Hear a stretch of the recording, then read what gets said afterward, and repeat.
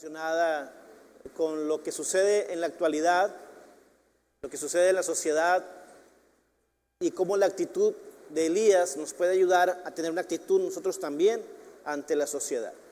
El tema de hoy, esta es la semana número 8, el tema de hoy es la lluvia. El último mensaje de la serie se llamó La confrontación. El pueblo lo que más necesitaba era la lluvia. Lo último que quería oír el pueblo era que Elías les reclamara algo.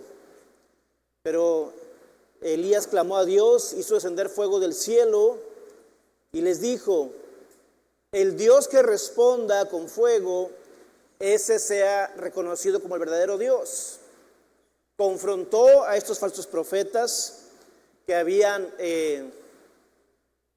conducido al pueblo a la idolatría, y como consecuencia había caído un juicio de sequía en Israel, porque la idolatría, por donde tú la veas, siempre va a traer consecuencias negativas. Entonces Elías tuvo victoria sobre ellos, y ahora que había eliminado a los falsos profetas, ahora que había eliminado la idolatría, Dios estaba listo para enviar la lluvia. El tema de hoy es simplemente la lluvia. Y vaya conmigo por favor a Primero de Reyes capítulo 18, primer libro de Reyes capítulo 18, o va a estar aquí en la pantalla también, puede leer aquí enfrente, versículos 41 hasta el 46. Primero de Reyes 18, 41 al 46, dice así, voy a leer. Luego Elías dijo a Acab: vete a comer y a beber algo, porque oigo el rugido de una tormenta de lluvia que se acerca. O sea, escuchó el rugido de la lluvia, dice el libro. Entonces Acab fue a comer y a beber. Elías, en cambio, subió a la cumbre del monte Carmelo, se inclinó hasta el suelo y lloró con la cara entre las rodillas.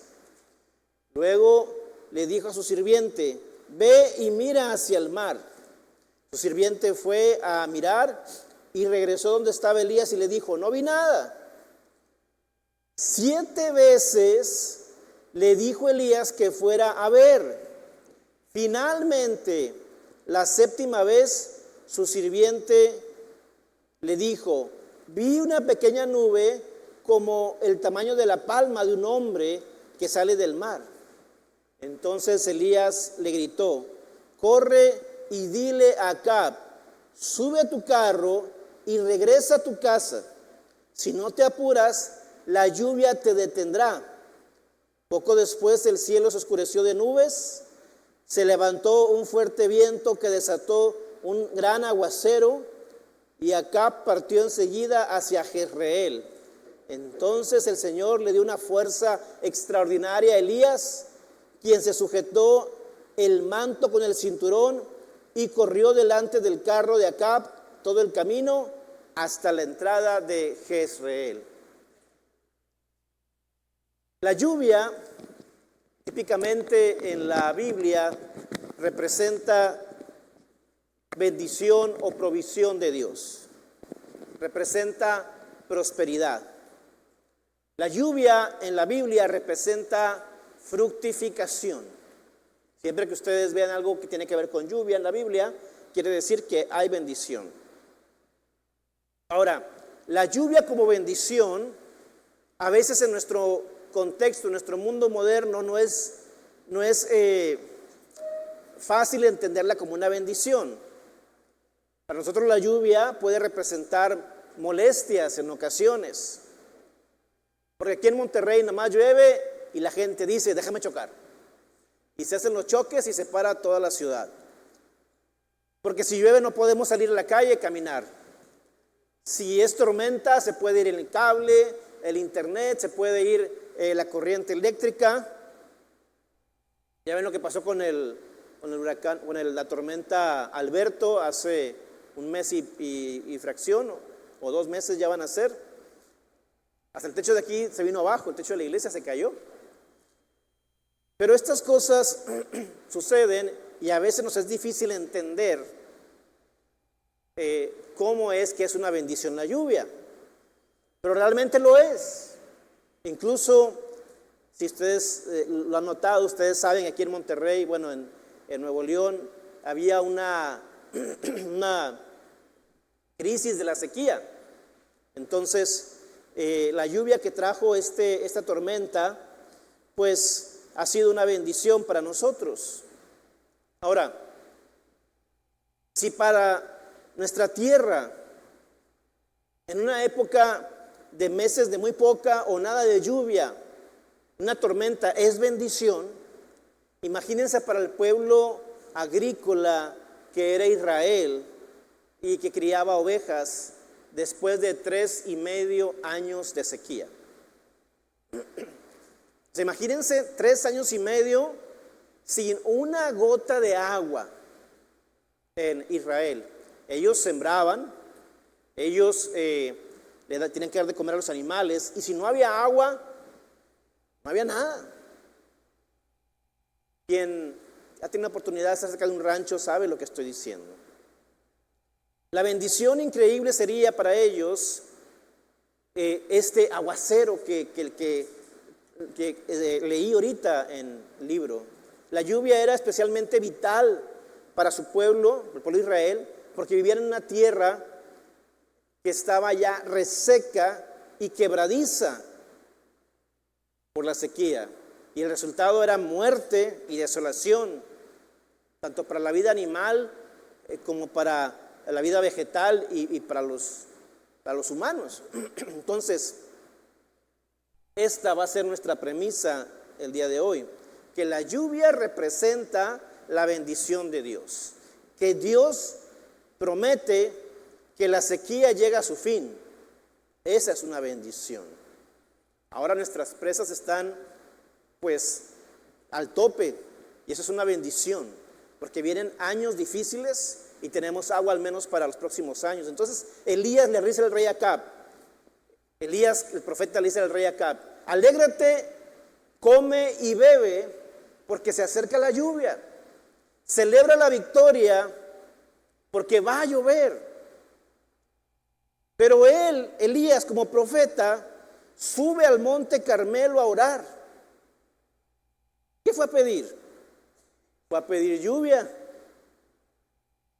Es interesante que Elías se vaya al monte a pedir lo que Dios le acababa de prometer.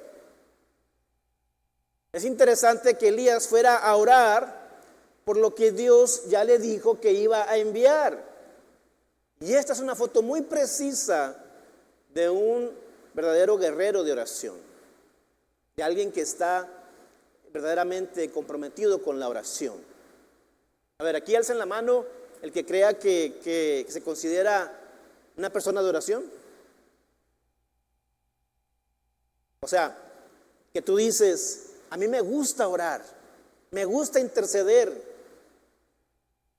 Yo sabía que éramos poquitos, pero hay que reconocerlos, hermanos. Es una disciplina que a veces como cristianos nos cuesta. Pero ¿cuántos dicen: pastor, a mí me gustaría mejorar y aprender la mejor manera de orar? ¿Cuántos quieren mejorar su vida de oración? Yo también quiero mejorarla. ¿Cuántos miran el relato de Elías y dicen: a mí me gustaría ver los resultados como Elías los vio? O sea, Elías oró para que no lloviera y no llovió. Elías oró para que se abriera el cielo y lloviera y llovió. Elías oró para que descendiera fuego del cielo y descendió fuego del cielo. Elías oró para que Dios resucitara un niño y lo resucitó. Elías oró para que se multiplicara el aceite y la harina y se multiplicó el aceite y la harina. A mí me gustaría tener estos resultados puros en oración. ¿A ustedes no? Señor, multiplica mi cuenta de banco, ¿verdad? O sea, pasar la tarjeta sin fijarme cuánto hay y total que nunca se acabe. Pero a mí me gustaría esos resultados. Entonces, lo que vamos a hacer es que vamos a aprender juntos y vamos a ver de cerca algunos componentes poderosos de la vida de oración del profeta Elías. Yo pregunto algo que creo que debe ser obvio. ¿Quieres ser poderoso en la oración? Amén. Número 1, tienes que tener pureza de corazón. Pureza en tu corazón. Lo primero que me llama la atención es la pureza del corazón de Elías antes de subir a orar al Monte Carmelo. Porque él se detiene a traerle las buenas noticias al rey Acab. Pero recuerden que el rey Acab era un rey muy malvado. Y Elías venía de derrotar al rey Acab y a sus falsos profetas en el Monte Carmelo. Y le dio muerte a todos los profetas. Pero perdonó al rey Acab. O sea, Elías oró, enseñó fuego del cielo, y luego la gente comenzó a obedecer a Elías y les dice: tráigame para acá los falsos profetas para eliminarlos. Eliminen la idolatría. Y la gente obedeció. En esos momentos Elías pudo haber aprovechado para voltearse en contra del rey Acab también. Él pudo decirle a la gente: tráigame el rey para acá y le cortamos la cabeza. Pero en cambio de ponerse en contra del rey, Elías honra al rey. Dice: ¿ya ves lo que hizo Dios acá? Ahora Dios va a regresar la lluvia, así que come y bebe. Celebra que la sequía ha llegado a su fin. La sequía que está afectando negativamente tu reinado, tus finanzas, tu pueblo, tu legado, va a llegar a su fin. Ahora, este mismo Acab tenía 3 años buscando a Elías para matarlo, porque estaba enojado por la sequía. Entonces, que Elías celebre y que esté genuinamente feliz por la bendición que va a descender sobre este rey malvado, se requiere un corazón puro. Porque ¿quién se alegra de que le vaya bien a sus enemigos? La gente, al contrario, quiere que le vaya mal. ¿En serio? Yo he sabido de gente y cristianos que disfrutan cuando le va mal a un enemigo de ellos, alguien que le hace la vida de cuadritos en el trabajo, alguien que le hizo algo. Pero un corazón que no le guardó rencor, un corazón que perdona, un corazón que no trató a Acab como su enemigo, sino que desea la bendición de la lluvia sea sobre él, es un corazón puro. Y no hay nada que nos indique en la historia que Acab se arrepintió o que le pidió perdón a Elías. Acab seguía siendo obstinado y soberbio. Elías simplemente estaba obedeciendo a Dios. Estaba trayendo el mensaje, honró al rey, le dio la oportunidad de arrepentirse. Pero en última instancia, eso sería entre Acab y Dios, no tenía por qué verlo Elías. Elías, sin embargo, no guardó rencor, no trató como enemigo al rey, es más, lo honró. ¿Sabes tú de qué otra manera Elías honró a Acab? Corrió delante de los caballos y de los carros del rey, porque en aquellos días los reyes poderosos a menudo tenían sirvientes que eran fuertes corredores, y estos corredores corrían por los lados de los carruajes como una demostración de majestad o de derrochar riquezas. Entonces era impresionante ver esa imagen, porque venía la avanzada, venían corriendo hombres armados y luego atrás los caballos. Eso se veía como muy impresionante. En el caso de Elías, la Biblia nos dice que de manera extraordinaria o sobrenatural, Dios le dio fuerza a Elías para correr enfrente de los caballos del rey. En otras palabras, para servir al rey, para que el rey se gloriara más, y eso que era su enemigo. Todo esto para decirles que uno de los componentes necesarios para ver resultados en una vida de oración es la pureza de corazón. Que no guardes resentimientos, que sueltes el veneno de la falta de perdón. Alguien dijo una vez que la Biblia condiciona el perdón, y es una verdad. Dios pide que perdonemos a todos. El Evangelio dice Jesucristo que si no perdonas a tu hermano las ofensas, tampoco ¿qué? Nuestro Padre va a perdonar a nosotros. Hay quien dijo que la falta de perdón es como tomarte el veneno esperando que le haga efecto a tu enemigo. Eso no va a pasar. Tienes que soltarlo, porque el veneno para ti te hará tanto daño más que a tu enemigo. Marcos 11:25 dice: cuando estén orando, primero perdonen a todo aquel contra quien guarden rencor, para que su Padre que está en el cielo también les perdone a ustedes sus pecados. Esa es una condición. Si tú no perdonas, si tú no sueltas el rencor, no va a haber perdón para ti. Entonces, ¿cómo podemos esperar que Dios nos extienda gracia cuando no la extendemos nosotros a los demás? Entonces te das cuenta que guardar rencor o resentimiento crea una barrera entre nosotros y Dios. La oración no se trata solamente de palabras que decimos.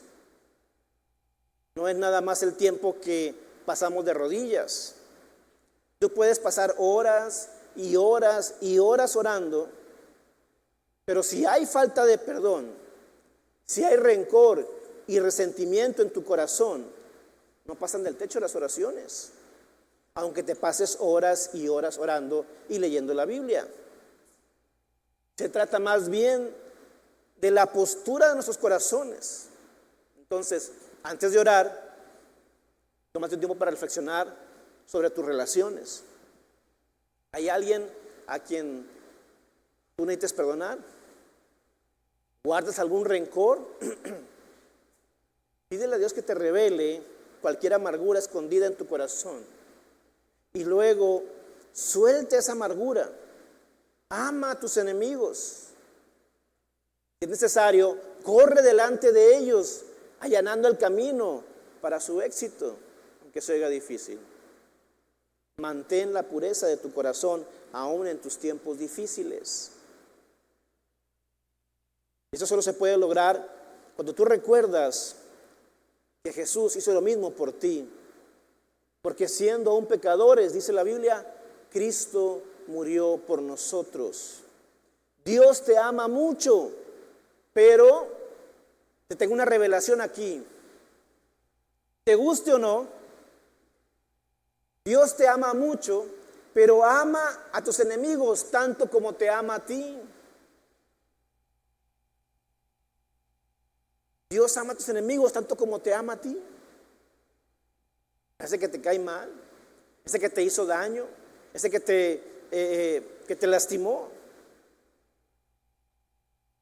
Uno a veces, y yo me cuento entre ellos, quiere ver a tus enemigos derrotados, medio muertos, que les vaya mal, que se queden sin dinero, que vivan con la suegra, no sé, o sea, algo así malo, ¿verdad?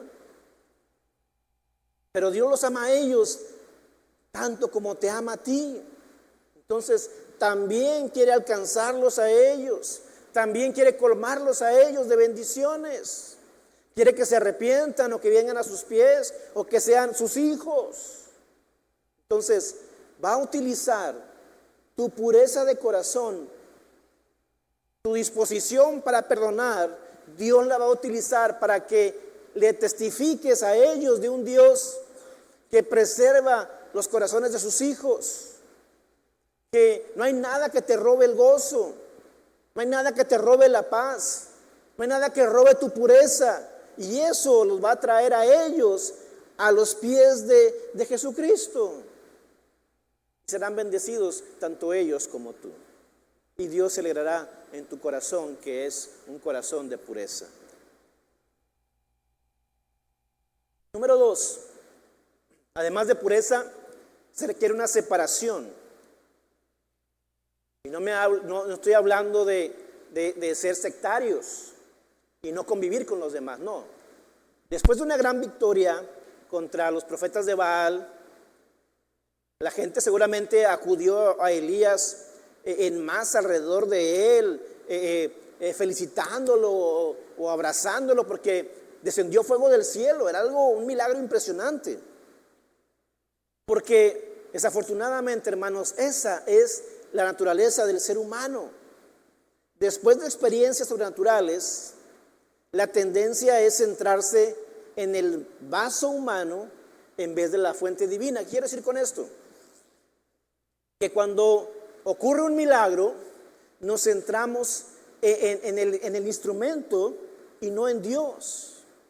Por eso es que la gente adora a santos, imágenes, reliquias o no sé, piedras, porque piensan que esos objetos tienen el poder, pero el poder es de Dios, no de las cosas ni de las personas. Elías seguramente se hizo famoso, se hizo viral en su tiempo, y todo el mundo quería estar con Elías. Y Elías pudo haber aprovechado el momento, él pudo haber hecho un desfile de victoria y recibir aplausos, pero no hizo eso. Dice la escritura que subió al monte a orar, se apartó a orar. La lección es simple para nosotros. ¿Queremos ver el poder de Dios en nuestras vidas públicamente? Tenemos que separar tiempo en nuestros días para pasar tiempo en la presencia de Dios. Si tú no separas tiempo para estar con el Señor, ¿cómo quieres ver la presencia de Dios en tu vida? Porque la atmósfera de este mundo que nos rodea a menudo es fatal y está en contra del espíritu cristiano, de la devoción que queremos cultivar. Debemos ser intencionales en separarnos, pero para pasar tiempo en oración con Dios, para orar. Una nota muy importante sobre la vida de oración de Jesús. Si usted busca en los evangelios la vida de oración de Jesús y te fijas en lo que Jesús hacía para orar, la Biblia nunca menciona, nunca habla de Jesús orando dentro de un edificio, ni en una casa, ni en la sinagoga, ni en el templo. Siempre la Biblia nos habla de Jesús orando afuera en la naturaleza, solo. Y en ocasiones invita a alguien, pero casi siempre solo. Eso no quiere decir que nunca oraba adentro, sí oraba en el templo, obviamente. Pero Jesús fue el que dijo en Mateo 6:6, pero tú cuando te pongas a orar, entra a tu cuarto, cierra la puerta y ora a tu Padre que está en lo secreto. Así tu Padre que ve lo que se hace en secreto, te recompensará. Dice la Reina Valera en público. No quiere decir que Jesús nunca oró adentro de una iglesia o del templo, perdón. Pero es interesante que la Biblia solo registra las ocasiones en que él oró al aire libre. Y yo creo que esto es una enseñanza. O sea, no es coincidencia. Yo creo que hay una lección que extraer de ahí. Que debemos apartarnos tiempo para orar, encontrar lugares que podamos sentarnos a meditar, ya sea la sala de tu casa, tu recámara, el patio, pero que encuentres un lugar donde puedas apartarte del bullicio, de las distracciones, de los estorbos, para orar. Entonces, pureza de corazón, separación intencional para estar enfocados en Dios. Y número 3, humildad. Mencionamos ya que la condición del corazón es importante en la oración, la pureza. Se nos dice que subió Elías al monte Carmelo y se inclinó hasta el suelo y metió su cara entre sus rodillas y de esa manera oró. Su postura física era una postura de una actitud de su corazón, porque a pesar de la audacia que había demostrado al derrotar a los profetas de Baal, aquí Elías reconoce que la fortaleza no está en él, que él tiene una dependencia de Dios, que si cayó fuego del cielo no fue por él, fue por el poder de Dios. El postrarse fue un acto de sumisión y de obediencia. Una vez más, no se trata de nosotros, se trata de Él. La oración no es para nosotros, es para hacer lo que Él quiere que de nosotros. Jesús nos enseñó en Juan 14:13, pueden pedir cualquier cosa en mi nombre y yo lo haré, para que el Hijo le dé gloria al Padre.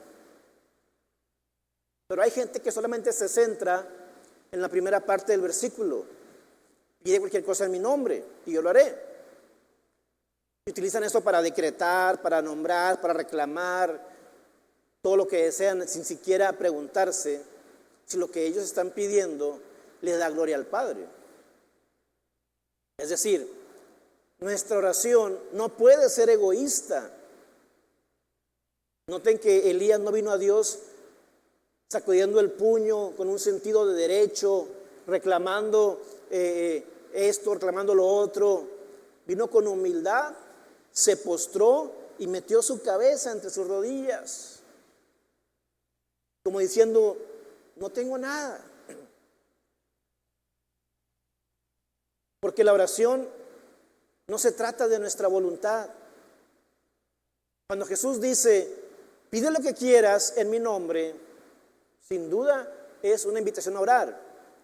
Y es su promesa que habrá resultados increíbles en la oración. Pero, como cualquier otra arma poderosa, debemos usarla correctamente para que sea efectiva. Y es a través de la humildad que la oración es poderosa. Es a través de la humildad que reconocemos la grandeza de Dios y nos abrimos a su gracia.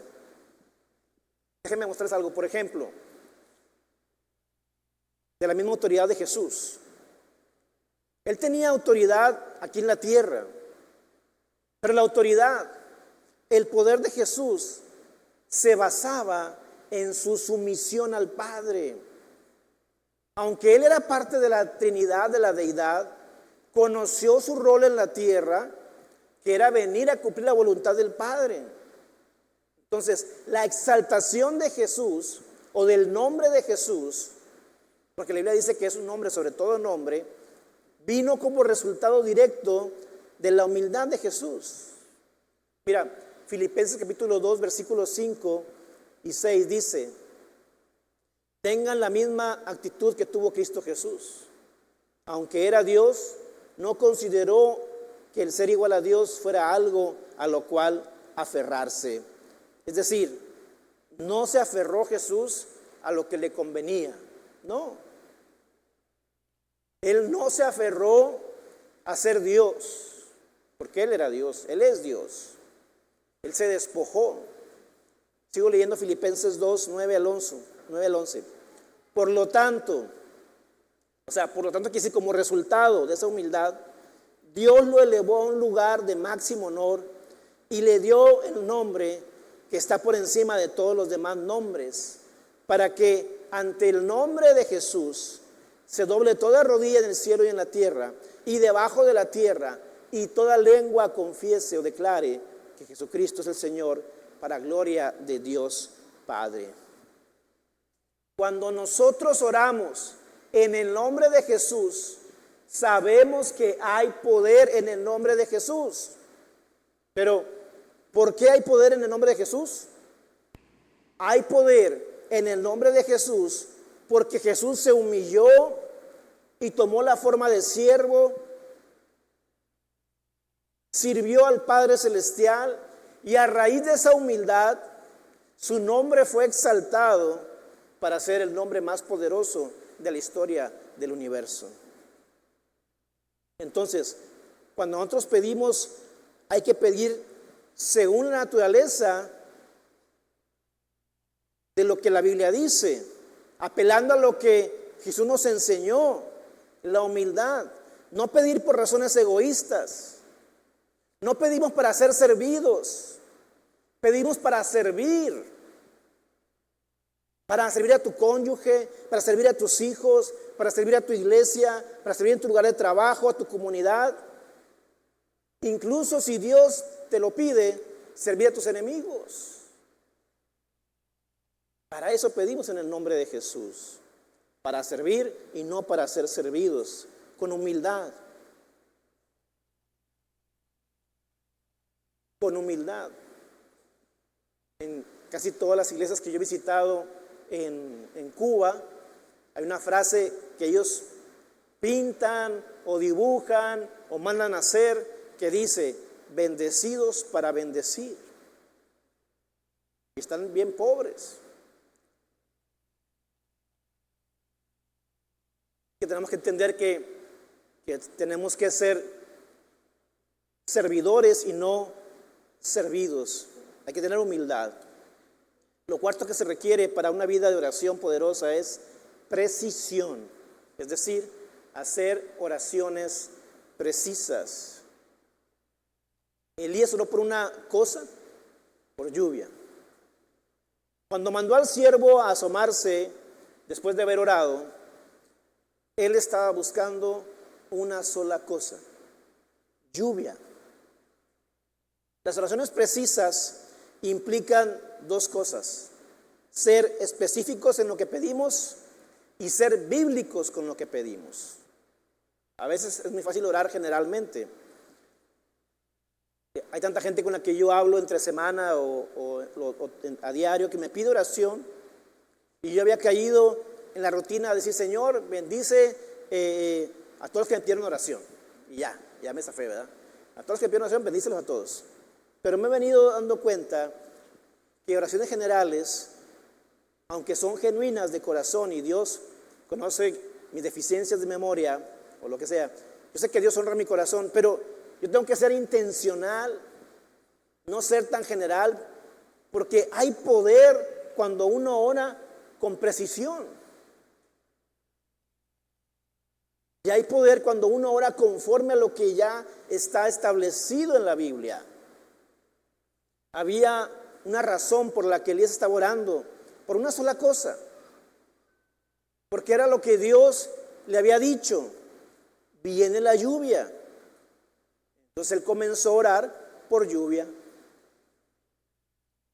Dice 1 Reyes 18:1: más tarde, durante el tercer año de la sequía, el Señor le dijo a Elías: preséntate ante el rey Acab y dile que pronto enviaré lluvia.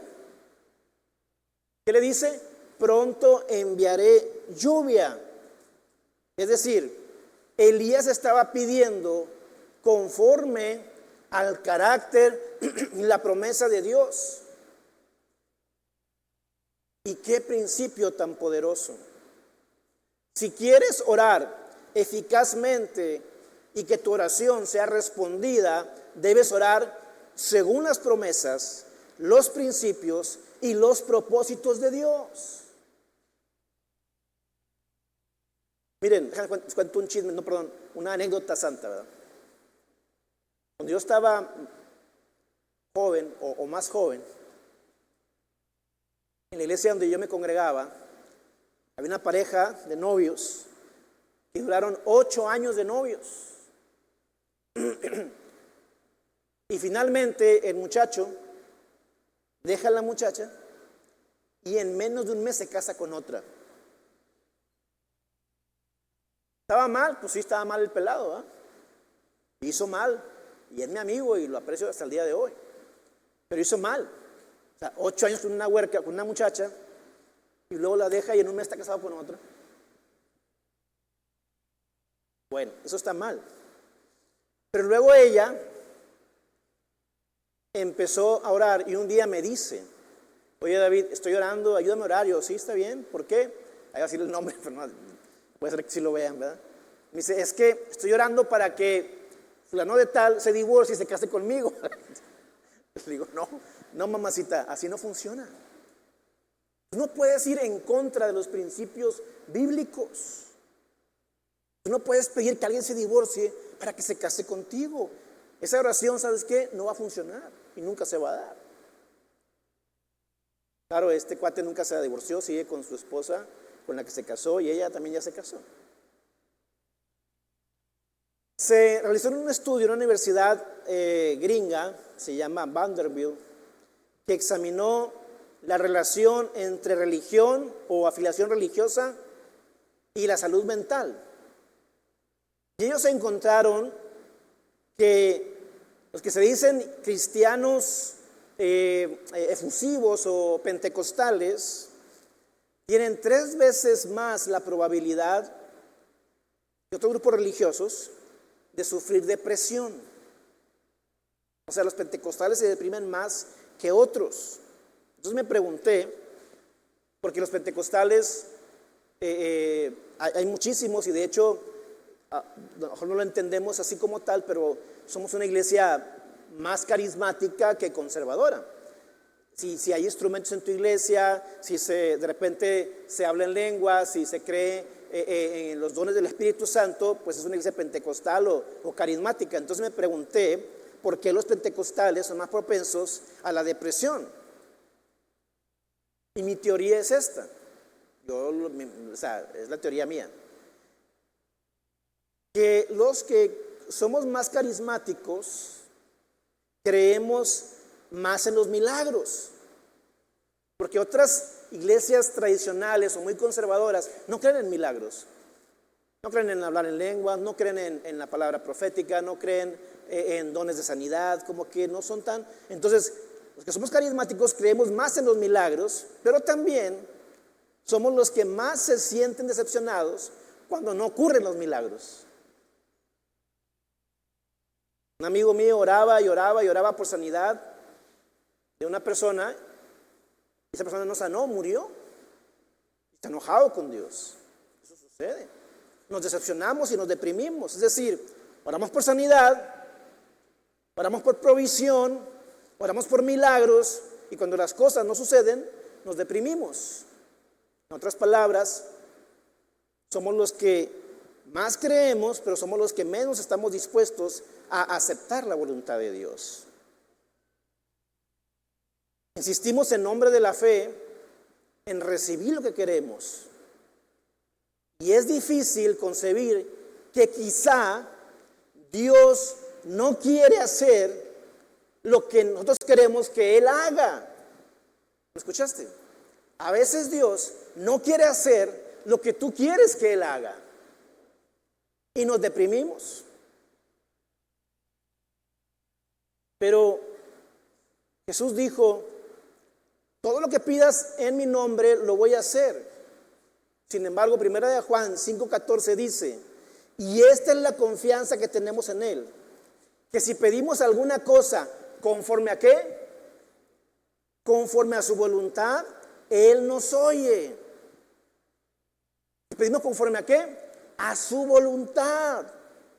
¿Te das cuenta que el propósito de la oración no es lograr que Dios haga lo que quiere tú que haga? Porque el ser humano quiere que se haga sus deseos.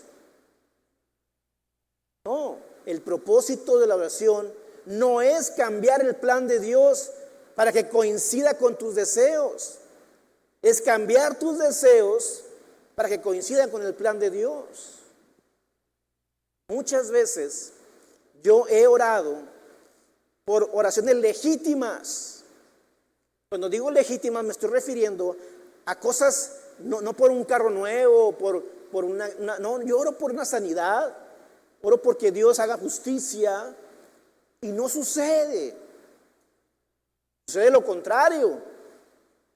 Pero es que Dios tiene planes a futuro que tú no conoces. Y de esa manera somos transformados. Nuestra vida de oración es transformada. Oras conforme a la voluntad de Dios, oras con bendición, oras con audacia y te preparas para ver el poder de Dios que va a obrar a tu favor. Conforme a tu oración, si tu oración está basada en la voluntad de Dios. Número 5, perseverancia. Una vida poderosa de oración requiere perseverancia, porque Dios, escúchame bien, que te quede grabado esto, Dios no siempre va a contestar a la primera. Dios no siempre va a contestar a la primera. Y eso me duele, porque tengo muchas peticiones de oración y no se han contestado. Para aquellos que son bien preguntones, aquí hay preguntones, yo soy bien preguntón. Siempre tengo preguntas de todo. No me olvido de ustedes en la predicación. A ver, los que son preguntones, al pasaje que leímos al principio, lo que leímos al inicio del mensaje, se preguntaron por qué Elías oró por la lluvia cuando Dios ya le había prometido. ¿Hiciste esta pregunta? O sea, Dios prometió lluvia, ¿verdad? Dijo, va a llover. Si Dios ya lo prometió, entonces ¿por qué Elías oró por la lluvia? ¿Alguien se ha hecho la pregunta, por qué Dios envió fuego a la primera, pero la lluvia le envió hasta la séptima ocasión? ¿Alguien se ha preguntado eso? Pero aquí va la respuesta. La oración te prepara para recibir lo que Dios ya había prometido, porque a veces el problema no es que Dios no esté listo para responder. El problema es que tú no estás listo para recibir. A veces no es que no sea la voluntad de Dios, es que no estás listo para recibirla. Si te llega la bendición temprana, cuando aún no estás listo, la bendición puede convertirse en maldición. Entonces, lo que la perseverancia hace es que te prepara, te mete con Dios, te alinea a su voluntad, para cuando llegue la bendición, sepas cómo manejarla. Cuando tú confías en Dios, cuando tú estás en oración, la perseverancia no te permite la complacencia. La oración, ser perseverante, te mantiene a la expectativa de lo que vienes pidiendo. La oración te hace esperar lo que estás creyendo para que no te lo pierdas. La oración te prepara para lo que estás a punto de recibir. Y déjame agregar algo en este punto. Ten cuidado con las personas a tu alrededor cuando oras por la lluvia. Porque hay gente bien intencionada, incluso como el siervo de Elías que leímos al principio. Están ahí para ayudarte, para servirte, están ahí para tu bien, pero simplemente no tienen la revelación que tú tienes, ni la fe que tú tienes. No esperan lo que tú esperas. No conocen a Dios como tú conoces a Dios. Entonces, cada vez que ellos se asoman buscando la bendición que tú estás esperando, vienen con un informe negativo y te dicen, es que no hay nada, no veo nada, no veo ningún cambio. ¿Se acuerdan cuando el siervo iba y decía, no veo nada? Miraba hacia el mar para ver si veía la lluvia y decía, no veo nada, no hay nada ahí, no se ven nubes ahí. Y lo que está pasando es que la información de ellos no se alinea a la revelación que tú has recibido. No es que te deseen mal, simplemente su información no coincide con tu revelación. Y si no tienes cuidado, pueden causarte desánimo, pueden causarte desaliento. Lo que me ha sucedido a mí con esta iglesia. Cuando empezamos el reino no teníamos nada. No teníamos dónde congregarnos, no teníamos ni dinero para pagar la renta. El primer mes de renta lo pagamos mi esposa y yo con lo que recibimos cuando salimos de la otra iglesia. Luego pasaron los años y llegó un punto hace 2 años que no teníamos afiliación, no teníamos ninguna representación, o hay gente que dice cobertura, no teníamos nada. No recibimos al día de hoy ayuda de ningún tipo. Y mucha gente me ha dicho que se sienten consejeros, que yo no he pedido su consejo, pero bueno, es bien recibido. Me han dicho que deje esto.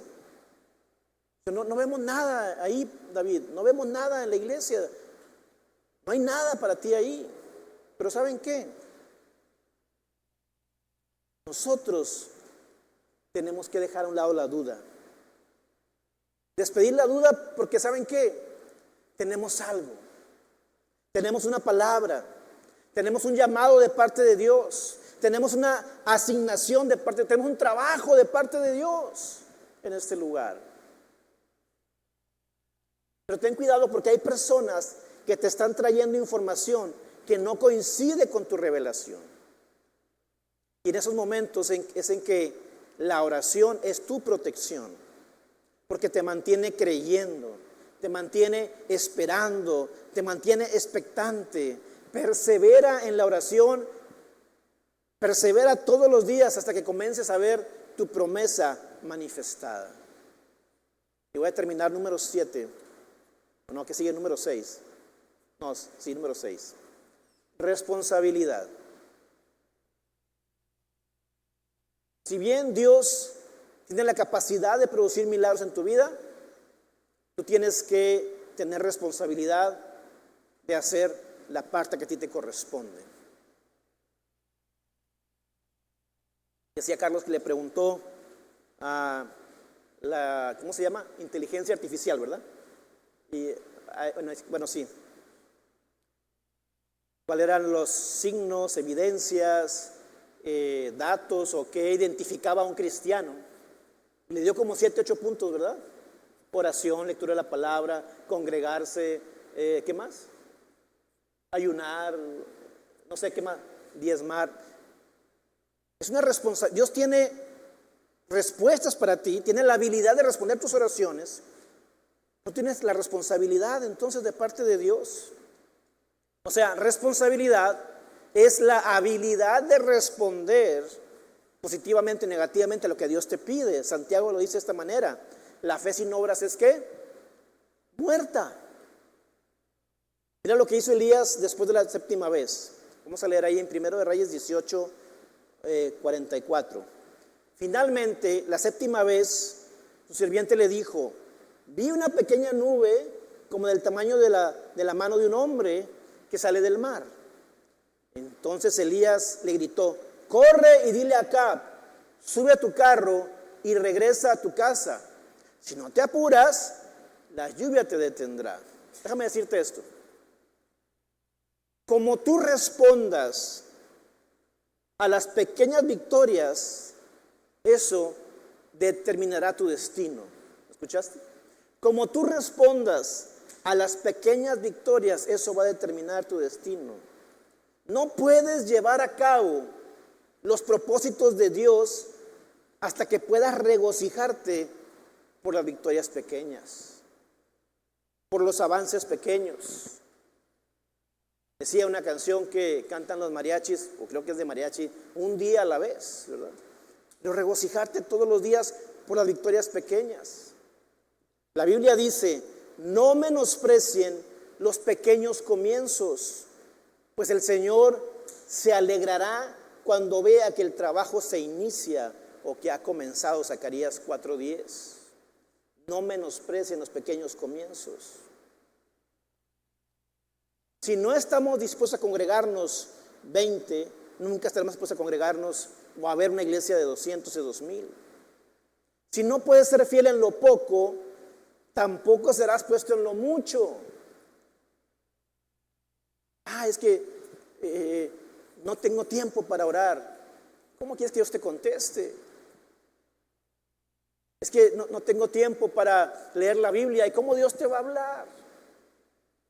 Es que no tengo tiempo, no sé, para congregarme. ¿Y cómo Dios te va a escuchar? No me alcanza para ofrendar o diezmar. ¿Y cómo Dios te va a dar más? Si no eres fiel en lo poco, tampoco serás puesto en lo mucho. Es una ley.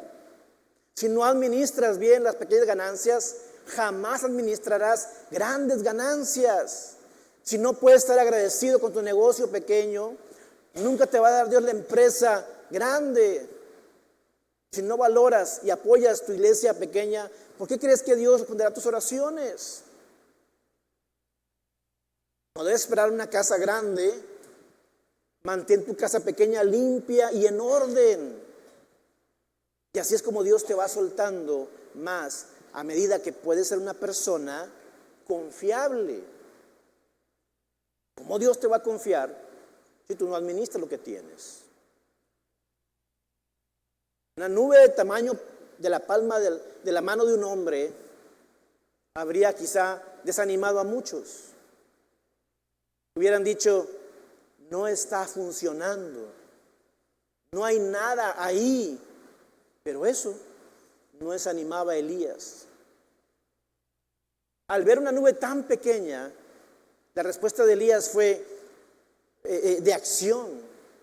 Se levantó y dijo, no requiero ver más. Apúrate, le dijo al siervo, avísale a Acab que viene la lluvia, que se suba a su carro y se vaya a su casa para que no le alcance la tormenta. Escucha la palabra de Dios para tu vida. Ese pequeño avance que acabas de recibir, esa pequeña bendición, es la señal de que la sequía se termina y que viene la bendición de Dios para tu vida. Esa pequeña idea, ese pequeño cambio, esa pequeña emoción, esa insignificante mejoría, es la señal que se termina la sequía en tu vida. Y termino con esto. Tú eres de las personas que dicen, pastor, pero yo todavía estoy donde no veo nada. Se ve una nube pequeña, pero yo no veo nada. Escúchame bien. No es que no tengas nada, porque a partir de este momento, tú tienes una palabra de Dios. Dios te trajo aquí este domingo, 4 de agosto, a la Iglesia del Reino, primer domingo del mes de agosto, con un mensaje. No te atrevas a salir de aquí diciendo que no tienes nada. Tú tienes una palabra de parte de Dios. Y recuerda que como Elías, todo comenzó con un sonido. Un sonido. Dice que él oyó la tormenta. Y la Biblia dice que la fe viene por el oír. ¿Y el oír qué? La palabra de Dios. Dios te trajo para que escucharas este mensaje. En caso incluso que estés tentado a creer que vas a perder tu tiempo orando, quiero decirte que Acab y sus carros tenían ventaja sobre Elías. Porque Elías vio la nube, y dijo, ve y dile a Acab que se adelante, ahorita lo alcanzo yo. Y se adelantó Acab en sus carros tirados por caballos. Y después se levantó Elías, se metió su manto en el cinturón, se remangó pues, y empezó a correr. Y la Biblia dice que Elías no solamente alcanzó los carros de los caballos, sino que los sobrepasó, corrió más allá, corrió más adelante de los carros. Escúchame bien, porque hay quienes el enemigo nos ha querido convencer que es demasiado tarde, que te quedaste atrás, que tienes demasiada edad, que tu temporada ya pasó. Pero Dios me dijo, no dejes de orar, porque no es tiempo perdido. Es el aceleramiento que tú necesitas. Eso va a llegar. Y no solamente tú vas a alcanzar, sino que los vas a sobrepasar. Hay gente que te lleva a la delantera, a la ventaja, pero los vas a dejar atrás porque el tiempo de Dios para ti ha llegado. La lluvia te está llegando, una bendición para tu vida. Así que no tengas miedo, arremángate tu ropa espiritualmente hablando y sal a correr bajo la lluvia porque viene la bendición de Dios. Ahora, yo no sé cuál sea tu sequía. Yo no sé qué estés pidiendo en oración el día de hoy o ayer, o qué vayas a pedir mañana.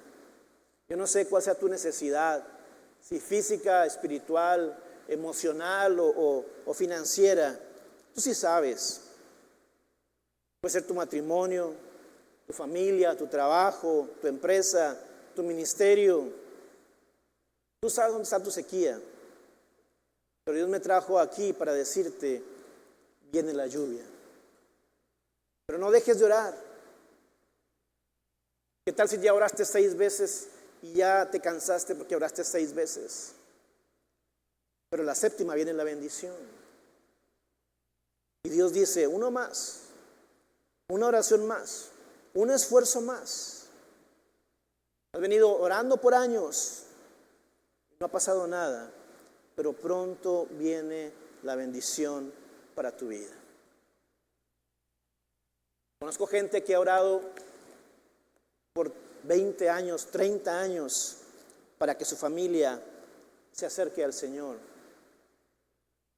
Y Dios ha respondido después de 20 o 30 años.